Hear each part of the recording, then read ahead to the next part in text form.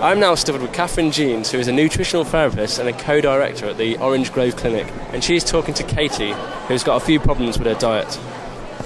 I was recently diagnosed as being a celiac, but the doctor didn't really tell me what to do or anything, so I'm quite unsure as to how my diet should change and what I need to do.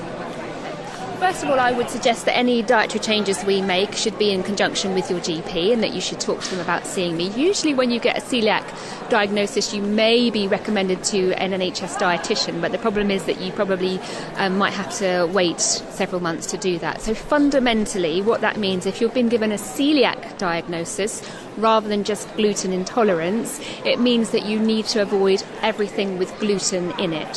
So gluten is found in mostly bread and pasta, but it's also found in things like rye and barley and oats. Some celiacs can tolerate the gluten in oats, but a lot can't, and you can now buy gluten-free oats. So I would suggest you need to now go on to a completely gluten-free diet as an absolute primary strategy for you. And, you need to be looking at food labels as well, because unfortunately gluten is snuck into a lot of things, and you need to make sure that the food is guaranteed as gluten-free.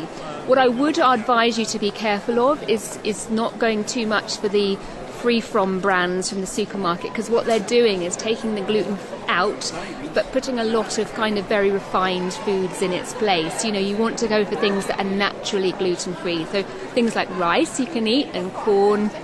You can get brown rice pastas, which are really, really quite nice actually, and not too heavy, not too starchy as well, so that's nice.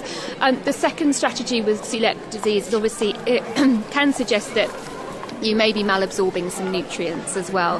So that's something that we also need to really keep an eye on. So we want to really actually, alongside taking the gluten out, is to support very good gut health.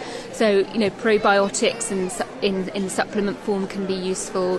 We need to make sure that you've got a very nutrient-dense diet, so as healthy as you can. So whenever you're cooking or eating, how can I improve the nutrient value of this meal? Is it grating some carrot into my spaghetti bolognese sauce? Things like that, just to really boost nutrient intake. And celiacs sometimes tend to be deficient in things like vitamin A, zinc, vitamin D particularly, so it's worth getting a really easy to absorb multivitamin and mineral.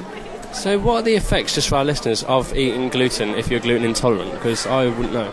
Well, it's very different to being celiac. If you're celiac, that means you have an autoimmune condition and your body's actually attacking itself, and you should never have gluten. You need to be very, very strict with it.